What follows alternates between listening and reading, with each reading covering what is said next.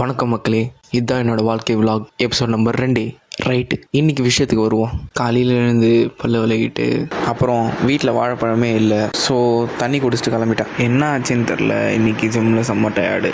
Right, work அவுட்டுக்கு வருவோம். இன்றைக்கி ஒரு தரமான ஷோல்டர் டே. ஒர்க் அவுட் வேரியேஷன் வேணும்னா கேப்ஷனில் மென்ஷன் பண்ணியிருக்கேன். அப்புறம் ட்ரெயினுக்கு டைம் ஆயிடுச்சுன்னு லைட்டாக போட்டு சீக்கிரமாக கிளம்பிட்டேன். சரி, வாழைப்பழம் வாங்கலான்னு பார்த்தா கடை க்ளோஸு.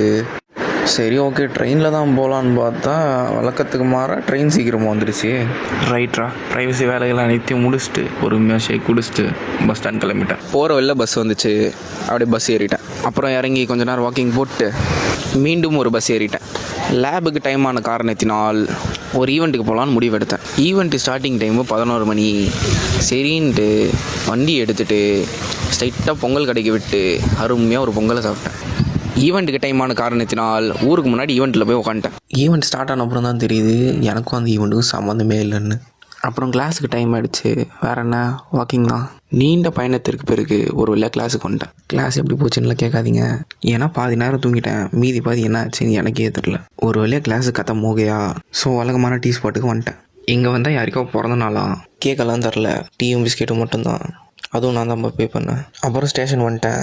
வழக்கத்துக்கு மாற ட்ரெயின் சீக்கிரமாக வந்துடுச்சு. ட்ரெயின் ஏறி ஆம்பூரில் சேஃபாக இறங்கிட்டேன். அடுத்த எபிசோடில் பார்க்கலாம். சென்று வரேன்.